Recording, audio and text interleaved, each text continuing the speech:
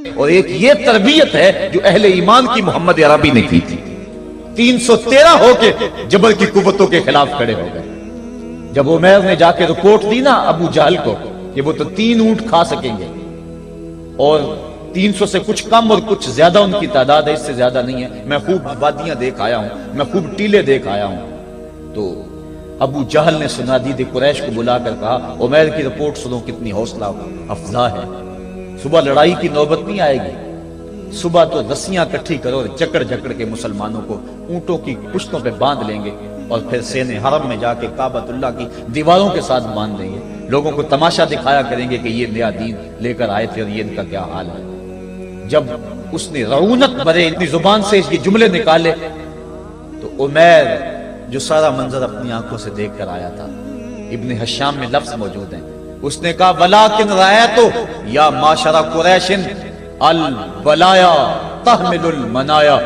اے قریش کے سرداروں اتنے بھی تکبر میں نہ آؤ، میں اپنی ان آنکھوں سے دیکھ کر آیا ہوں کہ یثرب کی اونٹنیاں اپنی پشتوں پہ نری موتیں اٹھا کے لے آئی ہیں. ان کے بدن پہ چیتھڑے ہیں، ان کے پیٹ کمر سے لگے ہوئے ہیں، لیکن وہ زخمی سانپوں کی طرح پیچ و تاب کھا رہے ہیں. کل ان میں سے کوئی نہیں مرے گا جب تک تم میں سے ایک ایک کو لڑ نہیں جاتا. تم تو یہ کہتے ہو رسیاں کٹھی کرو، میرا مشورہ مانتے ہو تو رات کے اندھیرے میں بھاگ سکتے ہو تو بھاگ جاؤ. اس قوم سے لڑنا تمہارے بس کا روگ نہیں ہے جو مرنے کے لیے آئی ہے. اتنی بڑی قوت کو دیکھ کر ان کے سینے میں خوف پیدا نہیں ہوا، بلکہ آپ جانتے ہیں بدر کی تاریخ گواہ ہے کہ 2 گھوڑے تھے. ایک روایت میں صرف ایک گھوڑا تھا، 6 زرہیں تھی، 8 تلواریں تھیں، 70 اونٹ تھے، اور جن کے پاس تلواریں نہیں تھیں انہوں نے کھجوروں کے ڈنڈے توڑ لیے اور ہواؤں میں لہرانے شروع کر دیے. جب یہ ملکوتی قافلہ مدینے سے باہر نکل رہا تھا، دکانوں پہ یہودی عیسائی بیٹھے تھے. انہوں نے کہا مسلمانوں کس بل بوتے پہ جا رہے ہو، کس برتے پہ جا رہے ہو، کون سا آسرا ہے تمہارا، آلات حرب و ضرب تو تمہارے پاس موجود نہیں، اتنی بڑی قوت سے ٹکرانے جا رہے ہو جو کیل کانٹے سے اور اسلحے سے آلات حرب و ضرب سے لیس ہو کے آئی ہے، تم مقابلہ کیسے کر پاؤ گے، کس بل بوتے پہ جا رہے ہو. حضور کملی اوڑے ساتھ ساتھ چل رہے تھے. صحابہ نے اشارہ کر کے کہا نہ تیغ و تیر پر تکیا، نہ خنجر پر نہ بالے پر، بھروسہ ہے تو اس سادی سی کالی کملی والے پر.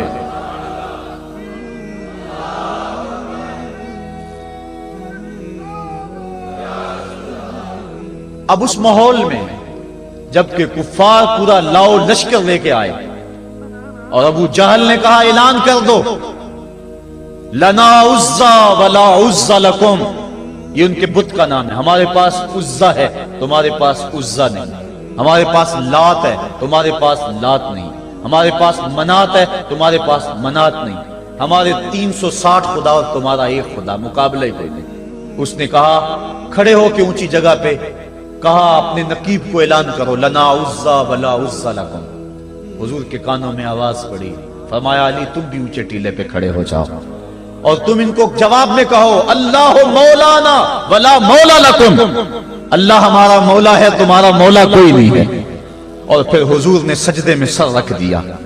سجدہ اتنی بڑی قوت ہے، ہزاروں ایٹم بمبوں کے اندر وہ قوت نہیں ہے جو سجدے کے اندر طاقت رکھ دی. آج دنیا سے ہم ڈر رہے ہیں اس لیے کہ ہمارے سجدے چھن گئے ہیں، ہمارے سجدوں کی آبرو چھن گئی ہے، ہمارے سجدوں میں وہ حرارت اور گرمی نہیں رہی، وہ رقت اور وہ نرمی نہیں رہی. بدر کا میدان ہے، 1000 کا لشکر جرار مقابلے میں ہے اور وہ پورے لاؤ لشکر کے ساتھ ناز و تفاخر کے اندر مسلمانوں کو ملیا میٹ کر دینے کے جذبوں سے دانت پیس رہے ہیں کہ آج مسلمانوں کو کچا چبا دیں گے. مسلمانوں کے ساتھ پاس صرف 8 تلواریں اور ان کے بطن میں کھانے کے لیے کچھ نہیں. جس کھجور کو چوس کے روزہ رکھتے ہیں اسی کھجور کو چوس کے روزہ افطار کرتے ہیں. یہ حالت مسلمانوں کی، بدن پہ چتھڑے لگے ہوئے کپڑے ہیں، عجیب حالت ہے. پھر کون سا آسرا تھا جو مسلمانوں کے کام آیا؟ مصطفیٰ کریم نے مسجد عریش میں سجدے میں پیشانی جھکا دی. حضرت ابو بکر صدیق رضی اللہ تعالیٰ عنہ فرماتے ہیں میں حضور کے ساتھ تھا، ساری رات مصطفیٰ روتے رہے، آنکھوں میں آنسو ہیں. حضور کی چادر سر انور سے سلٹ کے حضور کے کندھوں پہ آ جاتی، پھر کندھوں سے پشت پہ آ جاتی. میں اٹھا کے حضور علیہ السلام کے سر پہ رکھتا اور کہتا حضور بس کرو. حضور بار بار روتے اور اللہ کی بارگاہ میں سجدے میں سر ڈال کر التجائیں کرتے. لفظ کیا تھے محبوب کی زبان پہ، آج تک ایسی ناز والی دعا کسی نے نہیں کی ہے جی جیسی دعا مصطفیٰ جان رحمت نے کی۔ مصطفیٰ کریم سجدے میں سر رکھا ہے اور کیا کہا، اللہم ان تہلک ہذہ العصابہ لم تعبد فی الارض ابدا۔ میرے مالک میں نہیں کہتا کہ ان لوگوں کو بچا لے، دیکھ میری زندگی کی کمائی یہی 313 ہے جو میں تیری چوکھٹ پہ لے کے حاضر ہو گیا ہوں۔ میری زندگی کا کل اثاثہ، میری زندگی کا کل سرمایہ کوہ ابو قبیس پہ کیے گئے درسوں کا نتیجہ، عکاظ کی منڈی کے اندر دیے گئے درسوں کا نتیجہ، اور ذی المجال کے میلے میں تیرے دین کی تبلیغ کا نتیجہ، طائف کے بازاروں میں پتھر کھا کھا کے جو تبلیغ کی اس کا نتیجہ، رستے میں گڑے، رستے میں بچتے ہوئے کانٹے، اور مکے کے بازاروں میں میرے بدن کے اوپر پڑتی ہوئی اوجریاں، میں نے پھر بھی تیرا کلمہ بلند کیا۔ میرے مالک میری پوری زندگی کا گداز، میری پوری زندگی کا سرمایہ، میری زندگی کے آنسو، میری زندگی کا رونا سینے حرم کے اندر کعبۃ اللہ کی چھاؤں کے میں سجدے کر کر کے، کوئی کبھی میں نے عمر مانگا، کبھی میں نے حمزہ مانگا، تیرے دین کے لیے میں نے جو ایک ایک کر کے تنکا جوڑا اور یہ ایک چھوٹا سا گھونسلہ بنایا، یہ گھونسلہ اب بجلیوں کی زد میں ہے، کفار کی بجلیاں اس گھونسلے کو جلا دینا چاہتی ہیں۔ میرے مالک میں یہ نہیں کہتا کہ میرا یہ گھونسلہ اور میری یہ مٹھی بھر جماعت اور یہ چند میرے لوگ اور یہ میرا سرمایہ اور اثاثہ، میری پوری زندگی کی کمائی، میری جوانی کا سرمایہ جو میں نے تیرے سامنے لا کے رکھ دیا ہے، میں یہ نہیں کہتا ان کو بچا لے، لیکن میرے مالک اگر یہ نہ رہے تو قیامت تک پھر تجھے بھی خدا کوئی نہیں کہے گا۔ ان تہلک ہذہ العصابہ لم تعبد فی الارض ابدا، اگر یہ نہ رہے تو قیامت تک تیرے نام کے ڈنکے بجانے والے بھی دنیا پہ نہیں ہوں گے۔ یہ حضور نے اللہ کی بارگاہ میں دعا کی اور سجدے میں سر رکھا ہے۔ حضور علیہ السلام کی آنکھوں میں اشک جاری ہیں، سجدے سے قوت حاصل کی جا رہی ہے۔ دشمن کے مقابلے میں مصطفیٰ کریم سجدے میں سر رکھ کے اللہ سے آرزو کر رہے ہیں۔ حضرت سیدنا صدیق اکبر فرماتے ہیں، اچانک حضور نے سر اٹھایا، میں خوش ہو گیا کہ حضور کے چہرے پہ مسکراہٹ تھی۔ حضور مسکراتے ہوئے فرمایا، ابشر یا ابا بکر ھذا جبریل آخذ بعنان فرسہ، ابو بکر بشارت ہو، وہ جبریل اللہ کی مدد لے کر آ گئے۔ تو یہ سجدے تھے جن سجدوں نے ظالم اور جابر قوتوں کا منہ توڑ کے رکھ دیا۔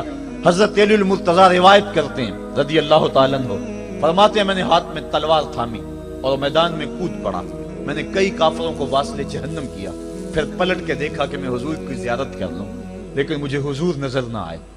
میں نے ڈھونڈا تو ایک سمت حضور نے پیشانی سجدے میں رکھی ہوئی تھی اور زبان پہ لفظ تھے، یا حیو یا قیوم، یا حیو یا قیوم۔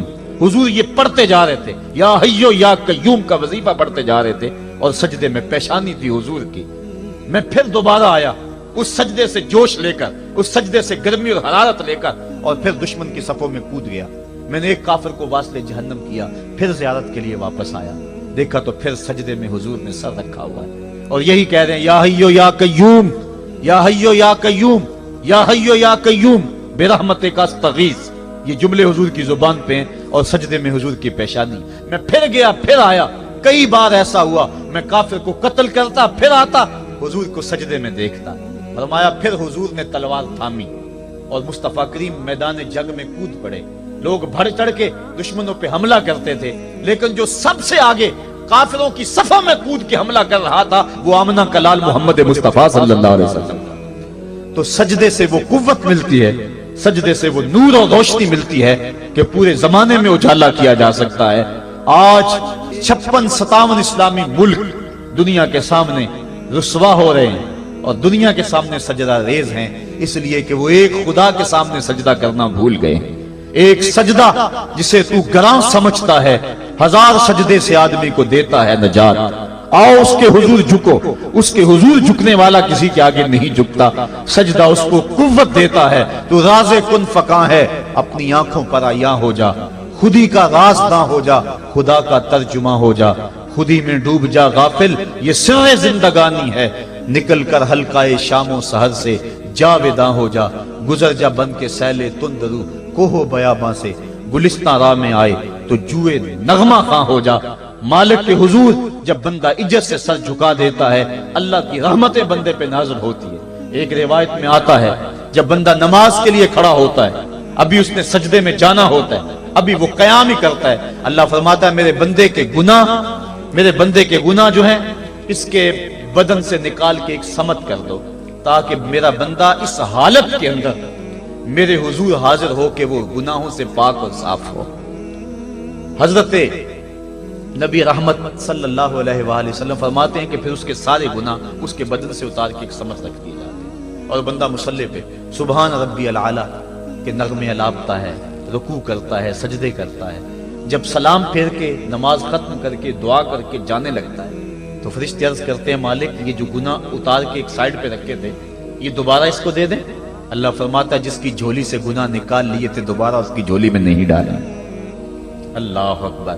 اور ایک روایت کے لفظ ہیں کہ جب بندہ نماز کے لیے کھڑا ہوتا ہے اس کے کندھوں کے اوپر سارے گناہ آ جاتے ہیں اور اس کے سر پہ اوپر گناہ آ جاتے ہیں، جب رکوع میں جاتا ہے تو کندھوں والے گناہ گر جاتے ہیں، اور جب بندہ سجدے میں سر رکھتا ہے تو اللہ تعالیٰ اس کے سارے گناہوں کو ختم کر دیتا ہے اور وہ بالکل پاک ہو جاتا ہے۔ حضرت سلیمان فارسی ایک دن ایک درخت کے نیچے کھڑے تھے، آپ نے درخت کی شاخ کو پکڑ کے جنبش دی، حرکت دی، موسم خزاں تھا، درخت کی شاخ کے سارے زرد پتے گر گئے۔